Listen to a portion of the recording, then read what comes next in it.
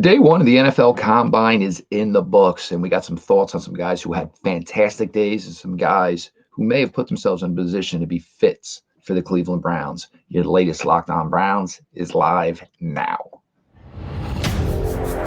You are Locked On Browns, your daily Cleveland Browns podcast. Part of the Locked On Podcast Network. Your team every day.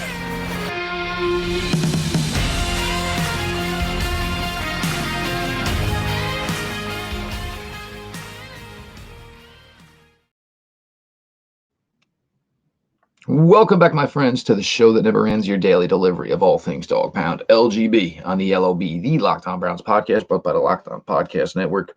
Your team every day. Your host, Jeff Lloyd. I appreciate all of you who make Locked On Browns your first listen every single day.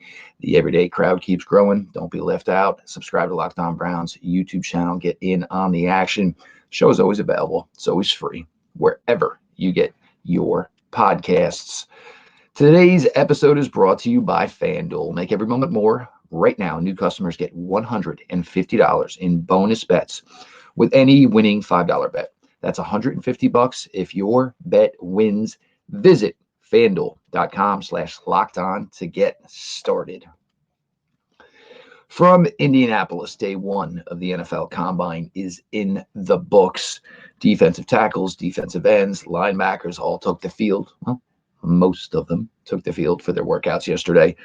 Some amazing times, some amazing field work done by some of these guys. It just amazes me the progression of athleticism that continues to go on. We have now, you compare this to years ago. I mean, you have guys at 300 pounds putting up numbers that guys at 250 used to do 15, 20 years ago.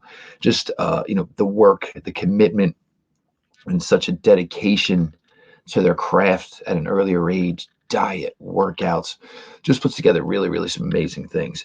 One of the big standouts yesterday, in my opinion, from the defensive tackle position, and look, his tape was fantastic at Florida State. His production was solid at Florida State. If you had told me he was going to, put up numbers like he did, having the highest vertical jump, having the highest broad jump, having the highest 40 time for the defensive tackle group, probably wouldn't believe you, but he did put up a fantastic workout yesterday. And this is what we talk about, checking boxes and going through each leg of the draft process. Braden Fisk was a phenomenal guy, performer at Senior Bowl, put together a phenomenal workout yesterday in Indy, 4.78. Like I said, highest broad jump, highest vertical jump for any of the defensive tackle group. But there is obviously a caveat, and there's obviously a flaw with a player like Braden Fisk as far as the Cleveland Browns are concerned. The Browns have never, in their time now in the last 4 years, is the way this team is currently constructed, drafted a player who is already 24 years old going into the rookie year. And do I believe that Fisk would be somebody that they would be interested in? My guess is no, because you look at what they have done to this point, and if they don't break the mold, if they haven't broken the mold, when do you believe they'll break the mold? So the prediction would be probably no, because it's just not the moves they make. But here would be my contrarian opinion to why the Browns should consider breaking the mold and drafting a 24-year-old defensive tackle. His team last year drafted Siaki Ika. As we know, it was a tough start for Siaki. Obviously, the injuries, the way the rest of the defensive tackle group played well, it really didn't open up an opportunity. And, normally a lot of teams with a player like Ika, who was drafted where he was, you just give him opportunities.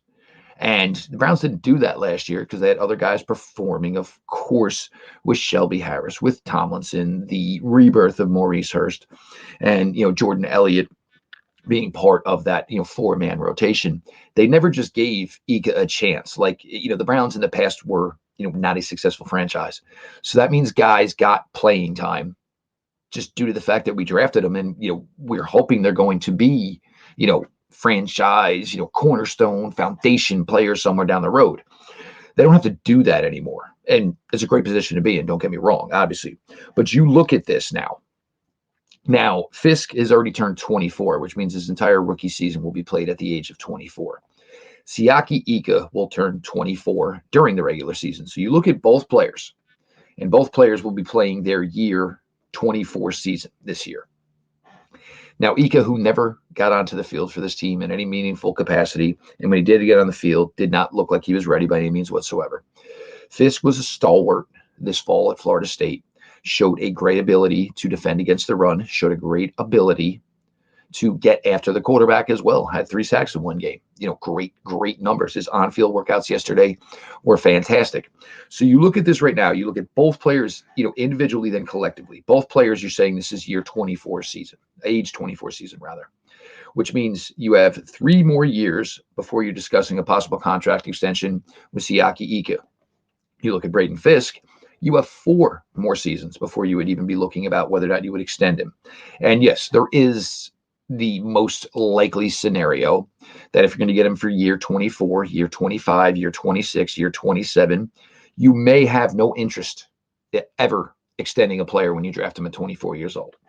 But if you're going to tell me right now, I can have Braden Fisk for the next 4 years, or I can have Siaki Ika for the next 3 years, for me, it's a no-brainer. The Browns probably don't agree. But for me, I'm going to take Braden Fisk for the next 4 years. I know what I have. I have a better athlete. I have a guy who had better college tape. I have a guy who will be plug-and-play. Siaki Ika was not plug-and-play. Braden Fisk, most likely you would have to draft him at 55, or if maybe you maneuver around the draft a little bit. And all of a sudden he comes in, and I have a role for him. Right off the bat, I have a spot for him to play. And I know he is going to play. That was not the case with Siaki Ika. The Browns spent right around the same draft capital to draft Ika that maybe it would take to draft Braden Fisk. For me, it's a no-brainer. I know the Browns, they want to go younger. They like to have their coaches develop players. That's fine. But I'm thinking the Browns may spend a lot of money on the offensive side of the ball to get proven commodities to work with their new coaching staff, which means you might use the draft a little bit more to help your established defensive side of the ball and coaching staff, which has already shown really, really well in year 1. Certainly interesting to just banter about, and certainly something to watch out. Now, if Fisk wasn't an option, you could maybe go later on in the draft, get a guy who's 3 years younger, and Mekhi Wingo out of LSU, put up similar type of testing numbers. Chris Jenkins Jr., certainly interesting name, obviously, a father and an uncle who played in the NFL. Dwayne Carter from Duke tested like I was hoping he was going to. This is a guy I'm going to continue to talk about. But, everybody seems, that the way this works, and age automatically has to be discounted. But there's my case. If you're going to say, oh, no, we want to do the age thing. Would you rather 4 seasons of Braden Fisk, or would you rather 3 more seasons of Siaki Ika? Because basically it's 2 players at the same age. Fisk seems more plug and play. Ika, we still don't even know what he's going to be able to contribute to the Browns in year 2. So Braden Fisk, fantastic day. Obviously really helped himself make some money. I know some people had him ranked in the 80s. That's going to jump up 20 spots, 25 spots, even 30 spots. Great effort from Braden Fisk yesterday. We're going to talk a little bit about the defensive end positions here as we go on here. Your latest Locked On Browns. Appreciate everybody for being along for the ride.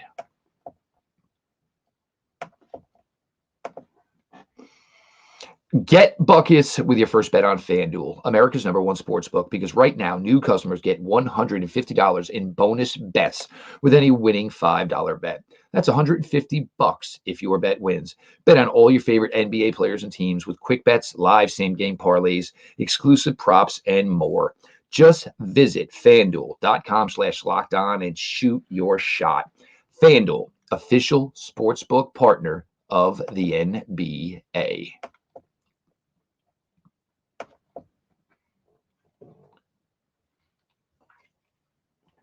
Continuing on here, your latest Locked On Browns. I am your host, Jeff Lloyd. I appreciate you all for making Locked On Browns your first listen every day. If you're not part of the everyday crowd by now, make a new plan, stand, and subscribe to Locked On Browns YouTube channel. Show is always available, always free, wherever you get your podcasts. Now, it's kind of interesting. I'm assuming the way it worked yesterday is they were light, and this happened, I believe, last year as well. The linebacker class was late, so they kind of kicked some guys. I mean, it was light, not late, light. So you kind of kicked some guys into that linebacker room. So obviously, the thing is you can't just say we're going to work the linebackers out, because if you don't have enough guys, you're not giving the guys, proper time between running their sprints, proper time between, obviously their field work. You want these guys to, and even still, the point is to get the best showing possible from these guys. So a guy runs a bad 40, if there's a misstep or whatever, give him time to just recalculate, rethink what's going on. Don't just throw him right the heck back out there, because, it's a big, big thing. It is a job interview. For these guys, it might be the biggest job interview they ever take in their lives, talking about $1 million at stake. So if they do have a slight hiccup in one, and that's why they usually always run two, it gives a guy basically a chance to recharge, get refocused, get his mind right, think about what he did wrong, how he can improve it, and go out there and hopefully give himself the best opportunity, certainly, to test well. Dallas Robinson, Chop Robinson, Dallas Turner, Chop Robinson, these guys were absolutely incredible. Jumps, speed, drills. These guys, phenomenal players. Dallas Turner, most likely from Alabama, is probably going to be the top drafted defensive player in this class. Showed it 4.47. Even his 4.47 40, which actually got corrected to a 4.46, he didn't even run a straight line. He actually had a little bit. It's amazing he can put up a number like that. And actually, it was not a perfectly run 40 time. Crazy, again, how the progression of these young men and reaching peak athleticism at the age they are. It's just amazing to watch. Chop Robinson, and again, this was supposed to happen. This is the way it was supposed to be. When you put your name on numbers like this, you should hit them. I want to run sub 4.5. Chop Robinson did just that at 250 pounds. That is a big guy moving well. Players that will not be on the Cleveland Browns board. Jared Verse, Florida State. Again, another guy similar to Fiske, just a little bit older than his peers. Now, the thing that Jared Verse really impressed me with yesterday was Jared Verse is great technically. He's got really strong hands. He can really move pass blockers back and then swipe the hands away and get around them. But to put together a nice athletic testing day yesterday, Jared Verse, and I believe it was Daniel Jeremiah, put up, he always does the comps, obviously. And Jared Verse, all of a sudden, kind of tested similar to Will Anderson, who went obviously very high in last year's draft to the Houston Texans. Granted, Will Anderson's younger, obviously, but Jared Verse, after a lot of production at Florida State, coming down from Maine Black Bears, put together a really, really solid day for himself. Again, probably a player that the Browns won't sniff. Now, also here with the Browns, again, if the Browns sign one veteran defensive end, which I truly think is going to be the case, I think they are going to go out and they'll be in the market, whether it's sign, trade, Donnell Hunter, bring back Zadarius Smith, one of these types of moves. I don't know if the Browns are going to be interested, in anything other than maybe a day 3 project or an undrafted free agent at the position, because that will obviously leave you Miles, that will leave you with the player you acquired, Ogbo, Alex Wright, and Isaiah McGuire going in a year 2. You're not going to have 6 defensive ends on a 53-man roster. So I do believe the Browns will be interested in getting that veteran defensive end, which most likely is going to mean this year's draft class is something the Browns will not obviously be participating in. Chris Braswell, Alabama, nice day for himself. Xavier Thomas out of Clemson, a nice day for himself. Jalyx Hunt out of Houston Christian University, really, really nice day for himself. Now we're talking about with the young man from UCLA, Latu. This was a guy who was up at Washington. His career was over. Latu was off working on maybe establishing himself in some sort of career as a firefighter. Gets, all Chicago, all Chicago fire type of thing going on with Latu.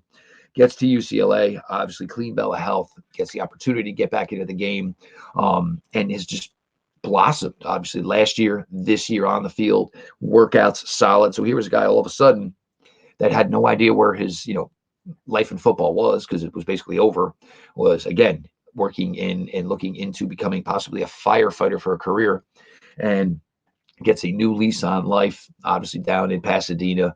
And obviously here he is now, obviously going to be a very, very high NFL drafted prospect. You have players like Eric Watts out of Connecticut, 5-year player, all the athleticism of the world, tested through the roof, not much on the field. So a guy like Eric Watts, it's a great day for a guy like Eric Watts. And, went back, going through the statistics, going through the film. There's not a lot there. But this is a guy now you say, hey, day 3, athleticism works. Size works. What did UConn not teach him that possibly my coaching staff can teach him? So that is where, the NFL draft process becomes big, because, you have guys and you basically say, all right, look, your job is to take this kid that we drafted 189, 216, whatever. He's got everything in his body, athleticism wise, size wise, length, that could be a player in this league. Now you're the one that's got to get him to a point where he can contribute to this team. This is how jobs are won and lost in the NFL. This is how a guy goes from being a positional assistant coach to then being the guy who is the head D-line coach, the head pass rushing specialist. This is how coaching careers are made within the NFL. They give you somebody who's got everything you want, and then your job is to cultivate it. I've talked about Braylon Trice out of Washington, a player, and he came in lighter than I thought. Braylon Trice, I thought, probably carried himself at a pretty good weight. Maybe the point was to try to get the best workout numbers possible. Loved his pass rush tape at Washington. Was not such a fan of his, hand in the dirt, run game effort, missed tackles, sometimes late to getting his assignment. But Braylon Trice, interesting spot, lighter. And you never, the problem is don't ever come in not as you're listed. That is always just whatever you are, just put it there. I'm 6'2". That's it. That's all I am. Don't say you're 6'4" when you're 6'2.5. Just comes off as a poor look. Adisa Isaac out of Penn State, another solid athletic guy. I mean, Penn State athletic, just the two go hand in hand, of course. So nice day for him performing wise. Now, this is a guy I have obviously spoken a lot of here. Marshawn Kneeland. Now, Marshawn Kneeland, Western Michigan, the stats are not going to blow you away. But I've compared him, and I've done it several times. The Everydayers know, and now I've listened to. I have compared him to Alex Wright, currently on the Cleveland Browns roster. He is a guy that played inside. He's a guy that played outside. I think his weight was 267, 6'4". Ran pretty well at 4.75. Pretty impressive for his size, for his frame. Jumps were all good as well. Now, this is, again, a guy you're going to bring in. He would start as a rotational defensive end, just like Alex Wright did. Played more as a rookie than he was supposed to. Alex Wright played more as a second-year player than we thought he was going to. But most of that was because Alex Wright had earned it and put in the effort. And there's something to be said about guys that, because it's not done a lot in college. There's not a lot of time they take edges and they put them on the inside. But when you are a guy that's had to find numerous ways to develop all of your pass rush skills, and also to have, the wherewithal, the brains to say, I'm not getting home. I am not collapsing this pocket. But one thing I can do right now is get my hand in a passing lane, or I can get myself as big as an oak tree and disrupt this quarterback. No, I may not get a hit on him. No, I am not, basically forcing him to get rid of the ball early, but I am still doing something to help my defense win. So that's what I like with a guy like Kneeland, because Alex Wright does a lot of that. Alex Wright does the simple stuff that you expect a lot of players to do. They don't normally necessarily do, but he does all that. And now, as he's developing a pass rusher and had sacks in 3 straight games, you're getting a player that's becoming a force. Austin Booker, one more guy to Kansas, didn't run like expected. Interesting guy for the Browns to keep their eyes on as well. We're going to keep this going on here. We're going to talk about the linebacker group. Browns, of course, may have a need there, as maybe they're looking to shed some veteran money because they're going to extend Jeremiah Owusu-Koramoah and maybe reset the salary within that room. Jeff Lloyd, your latest Lockdown Browns continues.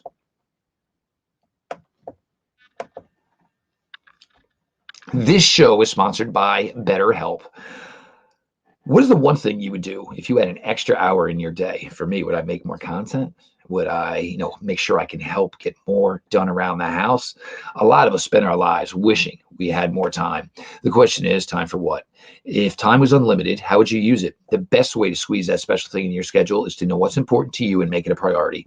Therapy can help you find what matters to you so you can do more of it. Sometimes you don't know what is important to you. Sit down, talk to a therapist, and find out, understanding that you have so much to do, but what is something that would make you happy? It's helpful for learning positive coping skills and how to set boundaries. It empowers you to be the best version of yourself. Don't be scared of therapy. It isn't just for those who've experienced major trauma. It's for everybody trying to improve themselves. If you're thinking of getting therapy, give BetterHelp a try. It's done entirely online. It's designed to be convenient, flexible, and suited to your schedule. Just fill out a brief questionnaire to get matched with a licensed therapist. You can switch therapists at any time for no additional charge.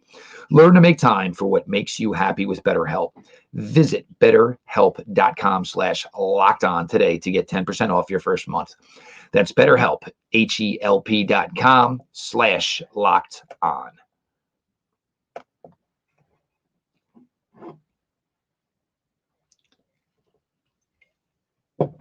Jeff Lloyd, your latest Locked On Browns continues. As always, guys and gals come out, make Locked On Browns your first listen every day. You guys are awesome. The everyday crowd. I love the crowd that it is, and I want even more to join us here. Subscribe to Locked On Browns YouTube channel. The show is always available. It's always free wherever you get your podcasts.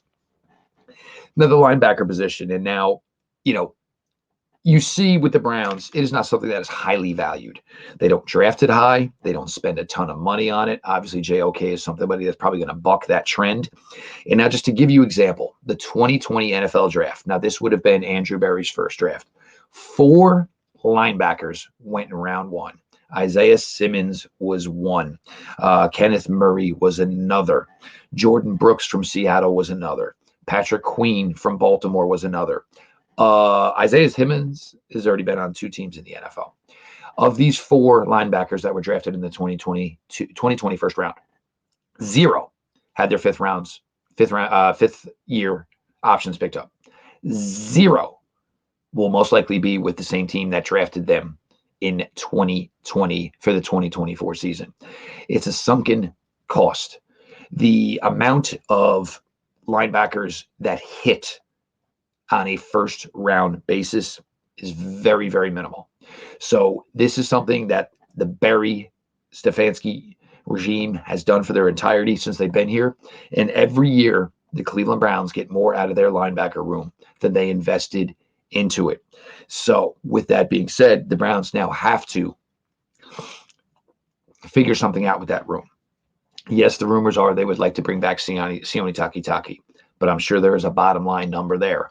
Does Sione have more value for any one of the other 31 teams? If he does, for me personally, you appreciate guys and you want them to do what's best for themselves. However, he did develop here. Browns gave him a chance to play Mike. He showed he could play Mike. I have no problem bringing back Sione Takitaki. I just don't think, they're going to pay him a lot of money. And, could you reset the room there? Obviously, financially. Peyton Wilson out of North Carolina State had a ridiculously good day yesterday, 4.43, fluid in the drills. His tape, his production is fantastic. Long-term injury history. I don't know where you draft that. Again, I don't know if the Browns are going to draft a linebacker in the second round. I don't think they're going to draft one in the third round. If the Browns are going to draft a linebacker, I have a feeling it's going to be on day 3, or they're going to explore the UDFA market like they did last year when you brought in a player like Mahmoud Diabate. Of course. Now you want that guy who could be day 3. You want that guy who could be an undrafted free agent that Pete Smith and I were talking about the other night. Kalen DeLoach, Florida State, 4.47, 23 years old. So the age is not something that the Browns are going to go running to. Obviously, the age is probably a tad bit of a turnoff, but he had a phenomenal day yesterday. A little bit lighter, probably somebody that would maybe play, the Willie, or certainly could play in a nickel situation with JOK. You're getting a lot of speed on the field. You get a lot of guys that can diagnose and get after and chase after ball carriers, pass catch rushers. Kalen DeLoach would be one of those guys. Some of the bigger names, obviously, Edgerrin Cooper had a nice day. Jordan Magee at a Temple is another guy like DeLoach that can fit into that. He's going to be a day 3 guy, maybe a UDFA guy, 23 years old, 5 years at Temple, but he really, really tested well as well. Curtis Jacobs is a guy I've talked about a lot from Penn State, got the weight up to 230, which I thought was pretty impressive. He can move, he can run. Certainly somebody I think the Cleveland Browns should have their eyes on as well. I talked about Maris Lafau, linebacker out of Notre Dame. He ran at 4.64, not a great number, but a guy who runs around and plays like his hair is on fire. Cedric Gray, I like out of North Carolina. The 4.64 40. I got to be honest, he looks faster on tape. And he's not always going to be running a straight line for me, but left to right, this guy can move, and he moves well. I do like Easton Gibbs out of Wyoming. Not a big fan of that 4.73 number, but there are linebackers for the Cleveland Browns to get here to fit. And you're going to look at this, because if it's not in 2024, maybe it is going further. It is going to be the JOK room, and who else is going to play with Jeremiah Owusu-Koramoah in that linebacker room for the Browns. Going to have to start shedding a little money from that linebacker room. It seems to be the MO. They don't want to commit a lot to it. They are probably going to commit a decent amount to it for the 2025 season, as Jeremiah Owusu-Koramoah gets a contract extension that he has earned. So maybe the Anthony Walkers, those days could be over. The Sione Takitaki days, those could be over for the Cleveland Browns as well. It's about time. It's going to be JOK's time. He's earned it. He put it in a phenomenal season. In my opinion, he was one of the best linebackers in the entire entire NFL this season. In my opinion, he was the most improved defensive player in the NFL this season. So it's going to be time for a transition. There are players that can be brought in. I do think a guy like Diabate may get an opportunity for the Browns, but make no mistake, the Cleveland Browns will be looking heavily at the linebacker market in the 2024 NFL Draft. I'm your host, Jeff Lloyd. It's now year 7, going into year 8 here, giving you all this fantastic coverage, draft coverage, which I love this time of year here on Lockon Browns. I appreciate you all for making Lockon Browns your first listen every single day. The everyday crowd, you are my people, man. You really are. And let's bring more people to this crowd. Subscribe to Lockon Browns YouTube channel. To the everydayers, if your friend's not subscribed, do him a favor and subscribe for him. This show is always available. It's always free wherever you get your podcasts. This has been your daily delivery of all things Dog Pound. LGB on the LOB. Let's go, Browns. You are Locked On Browns, your daily Cleveland Browns podcast.